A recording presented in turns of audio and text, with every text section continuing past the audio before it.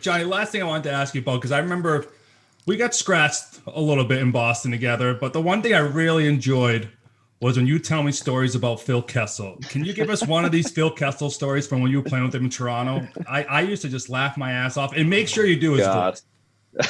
I haven't done his voice in a long time. Yeah, I missed the locker room. It's been 4 years now. Let's see. Yeah, so Randy Carlyle, Obes. I know you had him. Yeah. Just a fun person to play for. Just an old grumpy fuck is what he is, hey? Dude, he started team weigh-ins when we were in Toronto, and so he had this target that every guy should be playing at. You know, he had this idea of what Phil should be playing at, and it wasn't. I think it was probably 15 or 20 pounds less than what Phil was currently playing at when Randy came in. And I just remember one time we were weighing in, and the strength coach Bells was like, "Hey, Phil, you got to come weigh in." And Phil's like, "Fuck you, Bells." Fuck you. And so Bells brings the weigh-in sheet down to Randy, and Randy's like, "Well, where's Phil's weight?" And he goes, "Oh, he won't weigh in." And he goes, "You tell him to go weigh in," and started yelling at Bells, the strength coach. So Bells comes back and he's like, "Phil, you got to weigh in. Randy said you got to weigh in." And Phil pokes his head out of the change room down the hall toward the coach room. He goes, "You tell that fat fuck if he wants me to weigh in, he can come weigh me in himself." Screamed it down the hallway.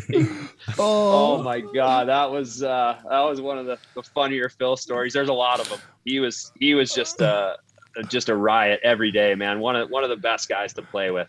Liles tells a story about when Randy took the Pepsi away from him. He's like, "I'm not fucking playing. I won't fucking play." He goes, I'll fucking quit, Johnny. I don't need this shit.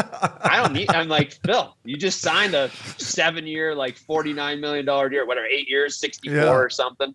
And he's like, "I don't care. I'll quit. I'm not drinking water. I can't do it."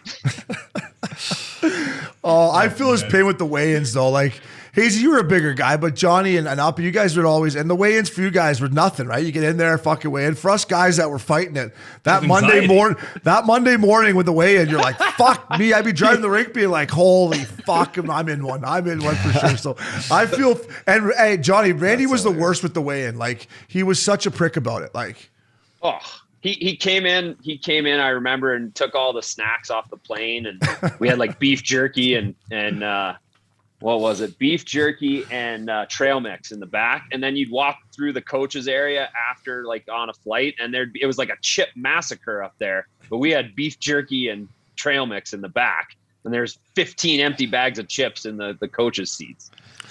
I remember there was 2 coaches throughout my career, because after the game, how you get the pizza in the room, and you're right after the game, you haven't ate since fucking pregame meal, you're hungry, right? And there's pizza. Like, it's not that bad for you. Carlyle and Hartley were the 2 guys that got pizza, like, no pizza after the games. I'm like, fuck off. Like, let the boys have a slice. Like, we just played. It's like whenever something goes bad, they need something to blame it on. So they're like, "It's a pizza. It's the chicken wings." Like the goddamn chicken wings. Take the fucking pizza That's away. why our goalie let in 4 pizzas today, and our PP sucked. Okay, it's because of the pizza.